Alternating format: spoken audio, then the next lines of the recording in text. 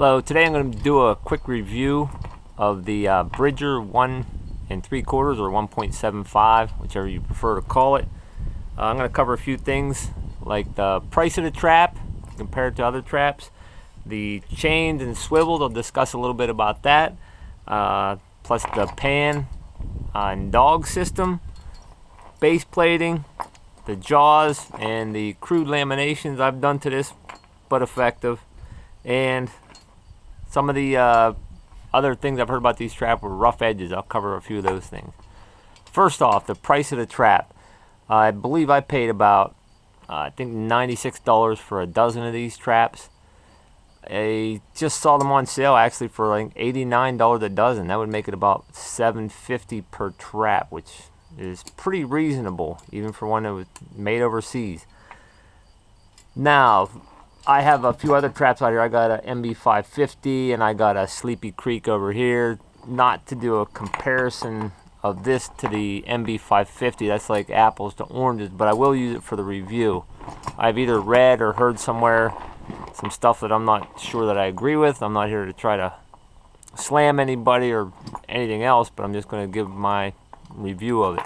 The MB550, we'll use it to compare the chains and the swivels.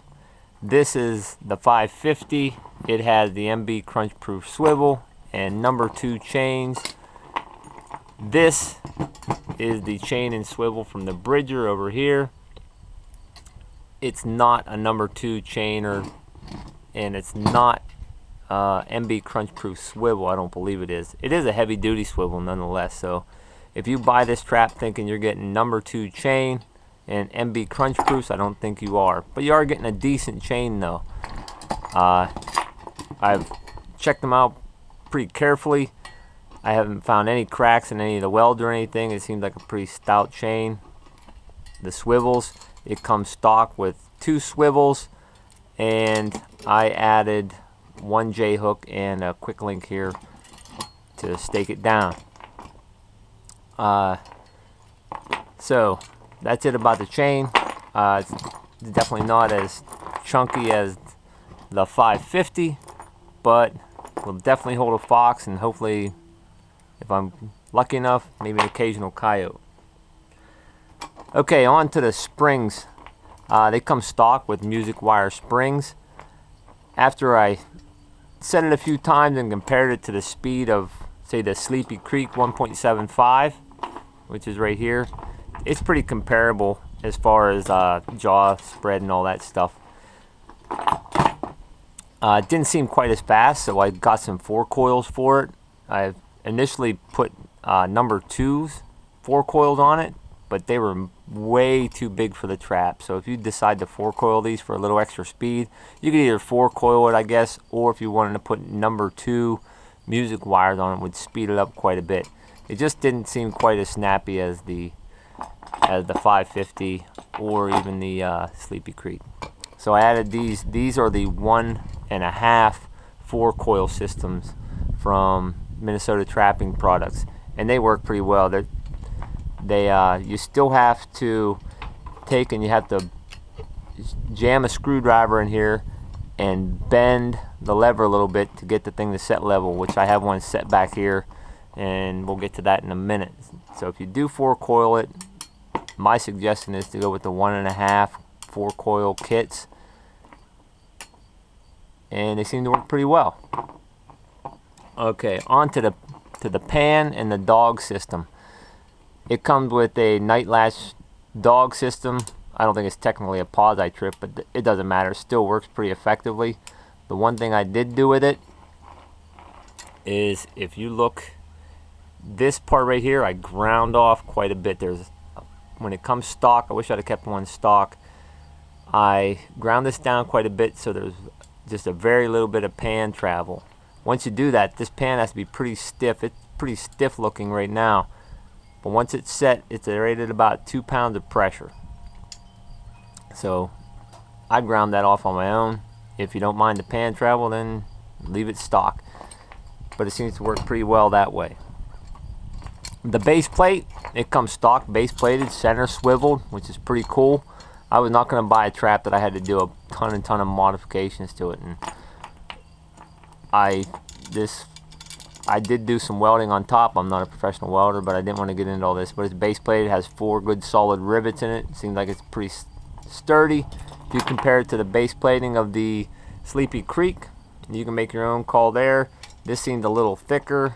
Yes, this is made in the United States, and this is made overseas, but it still seems like a pretty stout little trap for the base plate and all that stuff. Now the jaws and the lamination that I've done to it.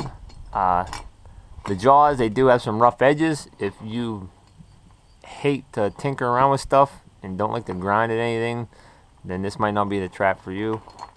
But it was for me. I don't mind. Just grind down a few rough edges, and I think it's good to go, really. I'm not a very good welder, but you can see my welds here. I welded some lamination on top of here.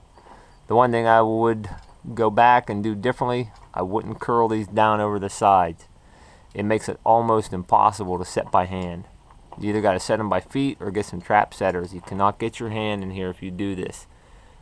It's almost impossible. Maybe if you've got really strong thumbs, you could set it by hand that way. But so I just thought I would curl it down there to get a bigger kill zone on the trap.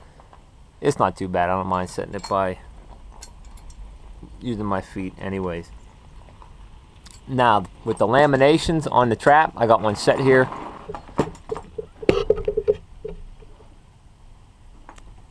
As soon as I quit bumping my camera, you can see the trap set here. I can hold it up here compared to the 550.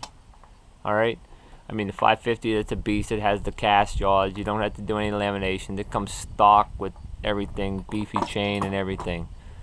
I did cut most of the chains in half on the bridgers. They come with a pretty long chain. This one I just doubled over.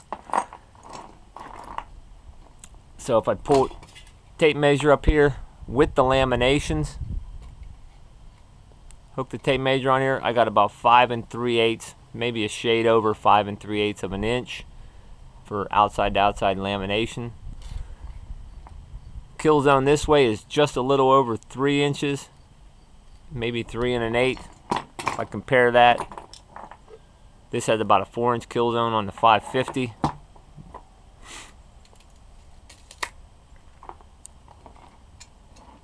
Now I'll set the trap is set. The pan is pretty high right now, but I didn't engage the pause trip yet, so I wanted you to hear that. So I'll do that now. You can hear that click. See that it's set pretty level. You can actually see that how I twisted this lever a little. You got to twist that lever just a little bit or these won't set level. Everything sets pretty level now. I didn't have to bend anything here. Nothing had to be bent. The only thing I had to do was grind off that dog a little bit and it was good to go. Seems like it sets pretty good. I got very little pan movement now. Try to show you that. That was about 2 pounds of pressure. I just use a basic kitchen scale to do my pressure testing. And for what it's worth, I don't think it's a bad little trap. Good price if you're in a high theft area, or if you're only targeting fox and maybe an occasional coyote. I think it's a pretty good little trap, really. If you got money to blow and no high theft area, the 550s are awesome as well. Just I can't afford all 550s. Thanks for watching my review.